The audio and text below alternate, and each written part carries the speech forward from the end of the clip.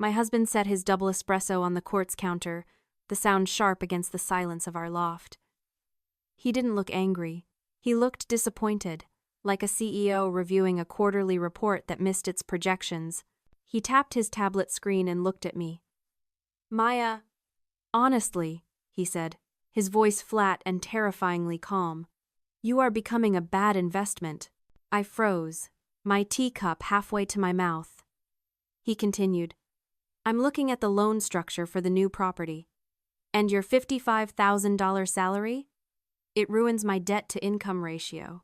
You're an ROI liability, Maya. The room went dead silent. A normal wife might have shattered the porcelain cup in her hand. I set mine down on a coaster. Preservation is a habit. I didn't beg him to understand. I just felt the warmth of the tea slide down my throat and said 3 words. Good to know. That was it. No screaming. Just clarity. Drop a comment and let me know where you're listening from and what time it is for you right now. I'd love to know who's part of our community.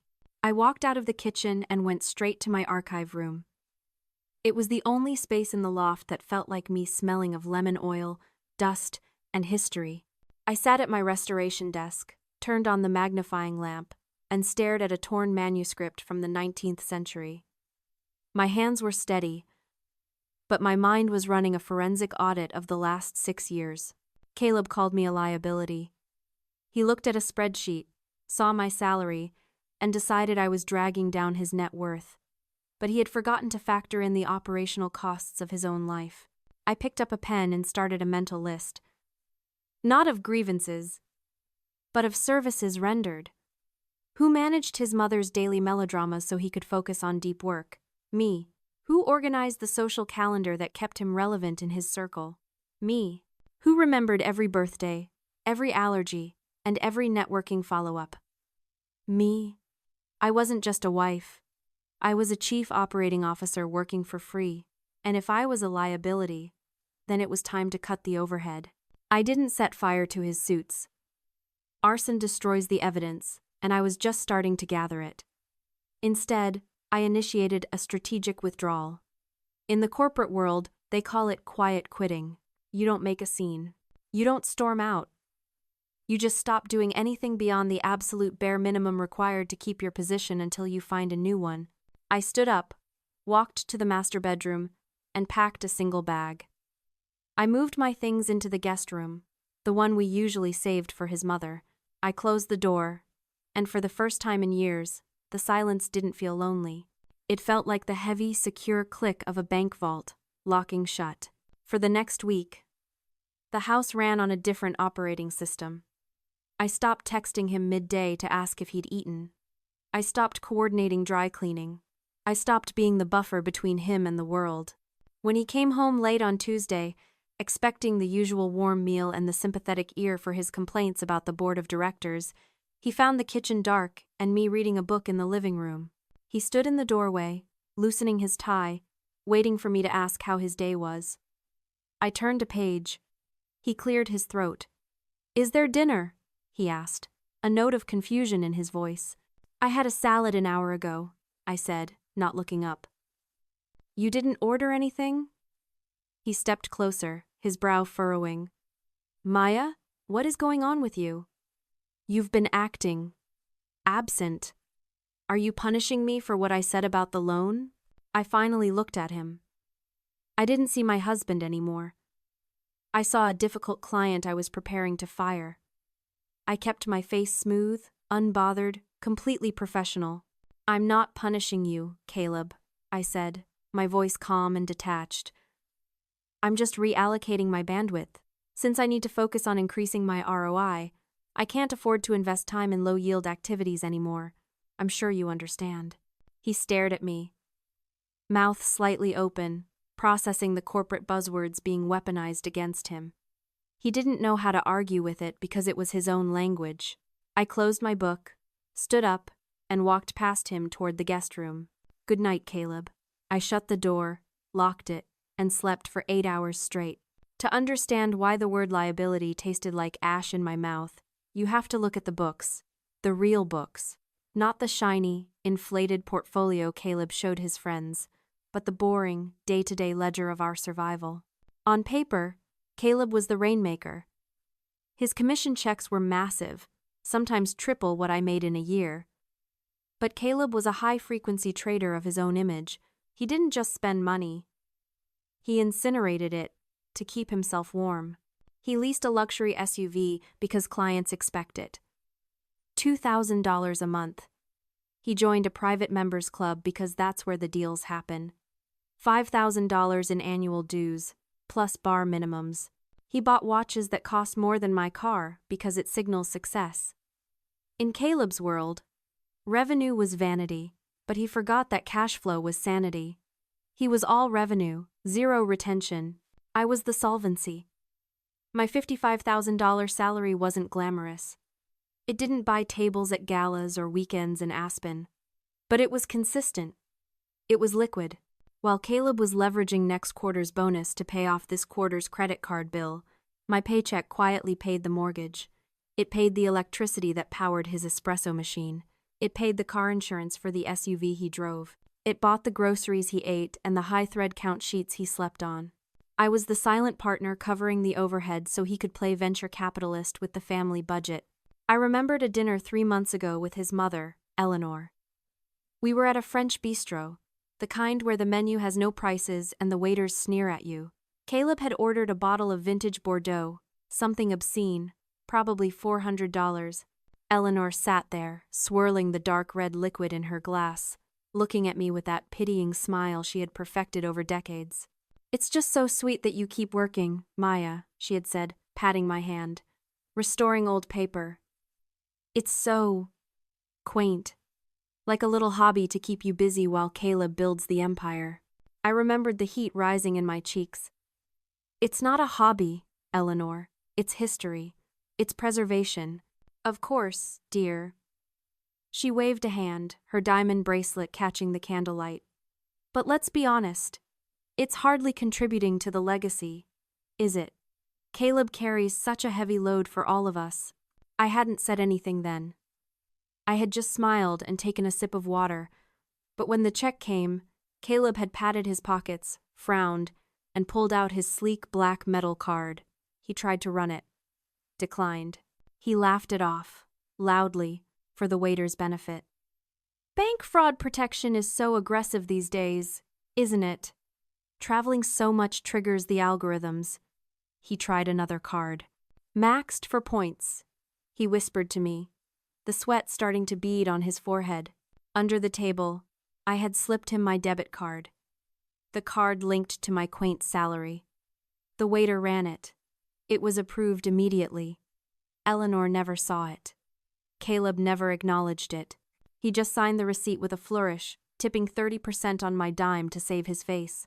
And now, standing in the guest room, looking at the spreadsheet of our life, the anger finally calcified into a cold, hard fact. Caleb didn't think I was a burden because I was poor. He called me a burden because he was drowning, and I was the only thing buoyant enough to keep him afloat. He resented me because he needed me, and for a narcissist, need feels exactly like hate. Caleb hated the silence. For a man whose entire career was built on talking people into things they didn't need, my newfound quiet was unnerving. He misinterpreted it, of course. He didn't see it as the silence of a sniper waiting for a clear shot. He saw it as submission. He thought he had broken me, and that meant it was time to rebuild me in his own image. Thursday night, he cornered me in the kitchen. He was holding a glass of scotch, leaning against the island with that practiced casual pose he used when he was about to deliver bad news to a client. "My parents are expecting us at the Hamptons house this weekend," he said. It wasn't a question. Dad wants to do a full portfolio review. A family strategy meeting. I looked up from my laptop. "I have work this weekend, Caleb. We have a new acquisition coming in." "Cancel it," he snapped, the casual mask slipping for a second. "This is more important. We need to pivot, Maya. This arrangement." He gestured vaguely at me, at the air, at the gap between us. "It's not scalable." He set the glass down and walked over to the table. "I've been thinking about your ROI problem," he said. his voice dropping into that smooth, reasonable register he used for negotiations. The museum job is a dead end. It consumes your energy and gives us zero leverage. I want you to resign. Effective immediately. I didn't blink. And do what?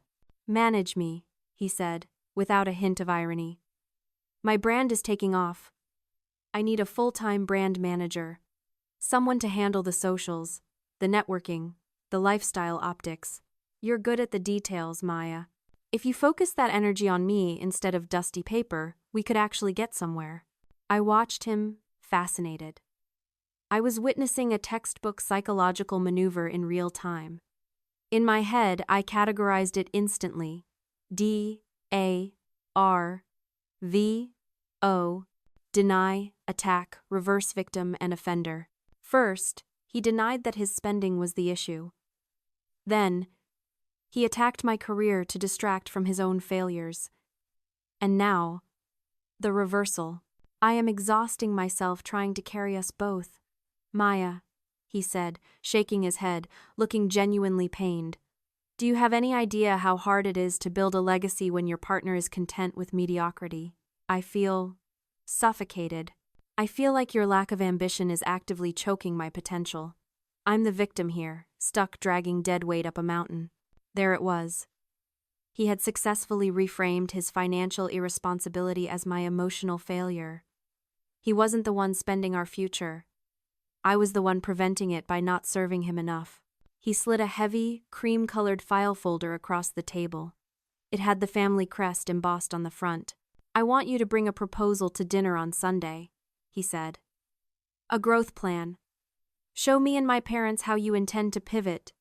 Show us you're actually invested in this family. I looked at the folder. A growth plan. He wanted me to audition for the role of his wife. He wanted a presentation. Okay, I said, picking up the folder. It felt heavy in my hands. I'll be there. And I'll have a presentation ready. He smiled, relieved. He thought he had won. He thought I was going to spend the next 48 hours desperately trying to prove my worth to him. He didn't realize that by demanding a formal review, he had given me the perfect venue to present my own findings. Good, he said, patting my shoulder. Make sure it's data-driven, Maya. Dad loves data. Oh, don't worry, Caleb, I said, my voice smooth and cold. I'll bring all the data. I took the heavy cream folder back to my desk. He wanted a growth plan. I decided to give him an audit. Caleb always confused silence with ignorance. He thought because I restored 19th century paper, I didn't understand 21st century data. He thought my job was just dusting old books. He forgot that an archivist is, at heart, a forensic scientist. My entire career is built on tracking provenance, finding what has been erased, and noticing the gaps in the record that everyone else ignores. People leave ghosts of themselves everywhere. In ledgers, in margins, and especially in the cloud. I opened my laptop. Caleb was sloppy with his digital hygiene because he was arrogant. He assumed I wouldn't look. And if I did, he assumed I wouldn't know where to look. He remained logged into the shared household cloud account. He thought it was safe because he had scrubbed his browser history. But he forgot about the metadata. I started with the calendar. I pulled up the last 6 months of his schedule and cross-referenced it with his business travel, May 14th to 16th. Regional sync, Sedona, June 2nd to 4th. Client acquisition, Miami, July 10th. Late board dinner, City. Then, I opened a new tab. I searched for Sienna Cross. She was a founder Caleb had been mentoring for a year, a 26-year-old with a lifestyle brand and no revenue. Her Instagram was public. I scrolled back to May. There it was. May 15th. A geotagged photo in Sedona, manifesting abundance at the vortex. In the reflection of her sunglasses, you could see a man's silhouette. He was wearing the distinct vintage Omega watch I had bought Caleb for our 5th anniversary. Miami. June 3rd. A photo of 2 cocktails on a balcony. Hustle mode. July 10th. A blurry story from inside a dimly lit restaurant. The affair wasn't a surprise. I think I had known, subconsciously, for months. The visualization of it didn't hurt. It just confirmed the hypothesis, but as an archivist, I knew that the narrative wasn't the point. The documentation was the point, and something in the documentation was wrong. I pulled up our joint bank accounts. I looked at Caleb's personal credit card statements, which he carelessly left downloadable on the shared drive. I looked for the charges. The Sedona Resort was $2,000 a night. The Miami Hotel was the Four Seasons. The dinners were easily $800 each, but they weren't there. His Amex was maxed out, mostly on leasing payments and clothes. Our joint account was drained. So, how was he paying for it? Infidelity is expensive. You need liquidity to lie. I dug deeper. I went into the subfolders of his work drive. He had a folder labeled Consulting, Invoices. I opened it. There were dozens of PDFs, invoices from Sienna Cross Lifestyle Group for brand strategy consulting. And then I saw the source of funds. The wire transfers weren't coming from his salary. They weren't coming from his commission checks. The routing number at the top of the transfer receipt was distinct. It ended in 409. I froze. I knew that number. I had seen it on paperwork years ago when we first got married. That wasn't Caleb's money. That wasn't the company's money. It was the Emerging Markets Family Trust. The trust was a specialized investment vehicle managed by his father, Arthur. It was intended for high-risk, high-reward international startups. It was strictly regulated, audited annually, and meant to build generational wealth for the entire family. Caleb wasn't just cheating on me. He was embezzling from his father. He was funneling family capital into his mistress's pocket and labeling it as legitimate business consulting expenses. He was stealing from the very people he was so desperate to impress, using their money to play the big man for a girl who thought he was a tycoon. The betrayal shifted in that moment. It stopped being marital and became criminal. He had exposed the entire family to tax fraud and larceny. I felt a cold, grim satisfaction settle in my chest. He wanted data? He wanted to talk about assets and liabilities? I downloaded every invoice. I downloaded the flight logs. I downloaded the chat history where he instructed Sienna on how to format the fake invoices to bypass the initial automated flags. I didn't gasp. Shock is for people who haven't done the reading. I simply pressed print. The printer whirred to life, spitting out page after page of damning, black and white truth. I took the stack of warm paper, squared the edges on the desk, and placed it inside the cream-colored folder with the family crest. The folder wasn't empty anymore. It was full. The dining room at the Hamptons estate was designed to intimidate.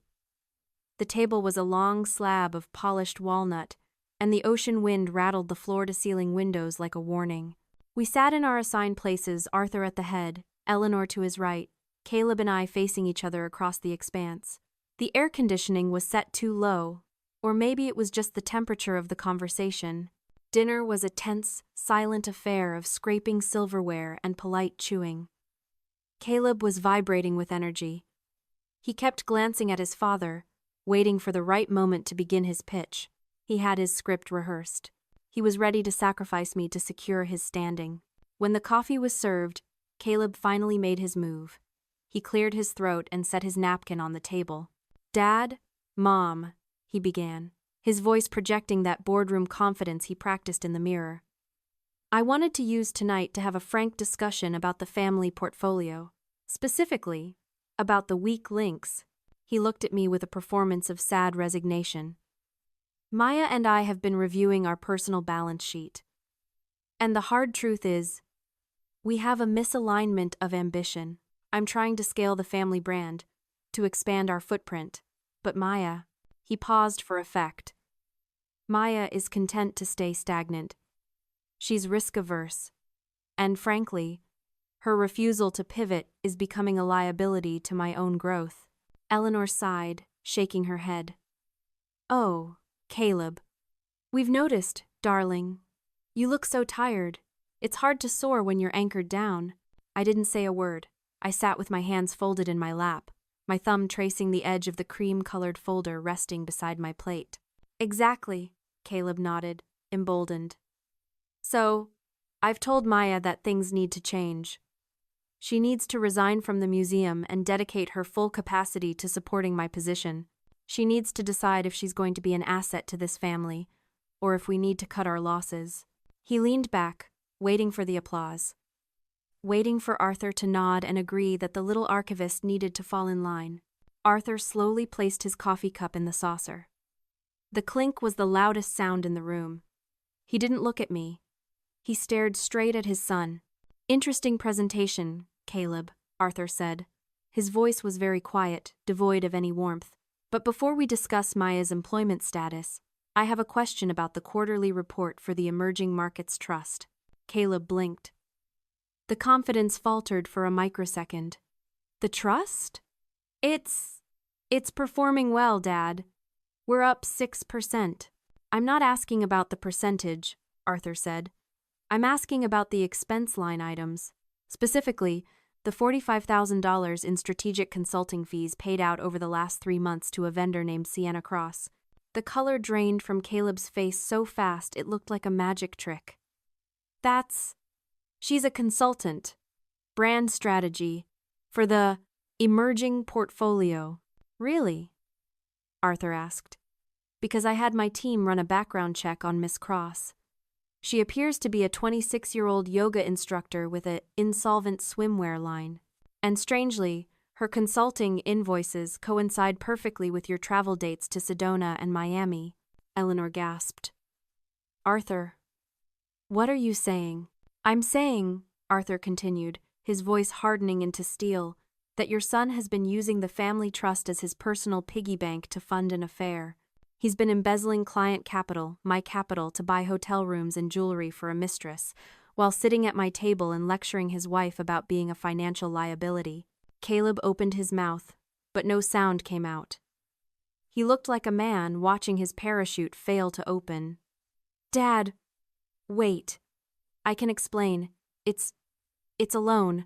I was going to pay it back. It's not a loan, Caleb. It's larceny, Arthur snapped. And it's tax fraud. You've exposed this entire family to the IRS because you wanted to play big shot. The room fell into a suffocating silence.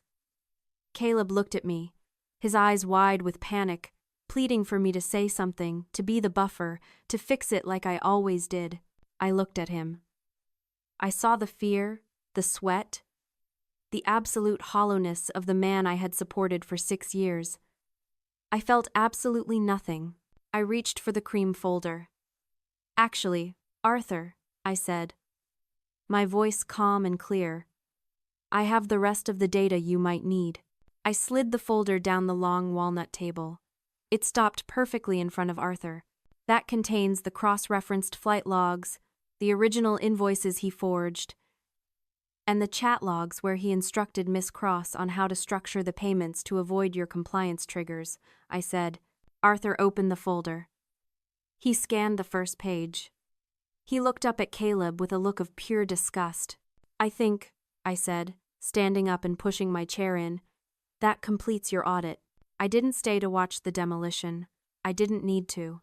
As Arthur turned the page of the dossier, his face hardening into the look of a judge delivering a life sentence, and as Eleanor dissolved into sobs, I simply picked up my purse. Caleb was stammering, trying to find a corporate buzzword that could undo a felony, but the air had already left the room. He was done. Not just fired, erased. I walked out of the heavy front door and down the stone steps to my car. The ocean wind felt different now. It didn't feel like a warning anymore. It felt like a cleaning. I drove back to the city in silence, but for the first time in 6 years, the silence wasn't waiting for permission to speak. It was just peace. The divorce was surprisingly efficient. When your husband is facing potential prosecution for embezzlement and has been stripped of his family allowance, he doesn't have much leverage to fight over furniture. I took my books, my restoration tools, and my name. I left the debt, the lease on the SUV, and the empty prestige to him. 8 months later, my life looks very different. I live in a small apartment in a pre-war building. It doesn't have a minimalist quartz island or a view of the skyline.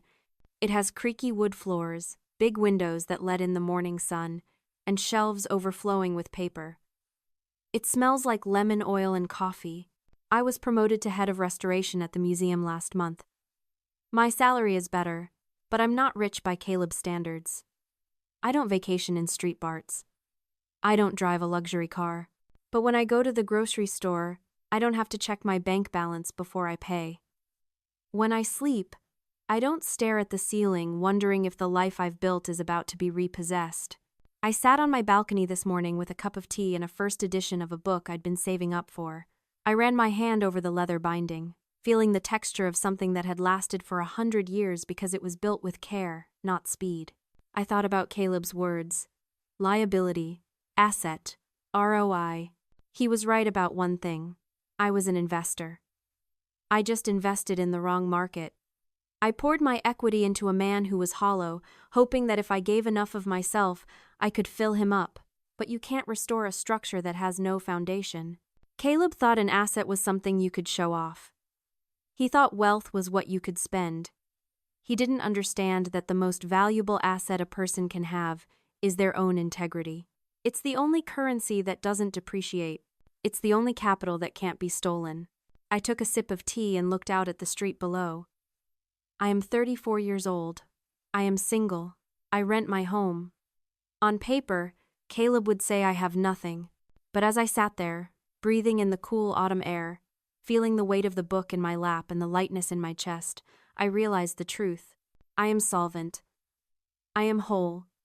And for the first time in my life, I am truly, undeniably rich.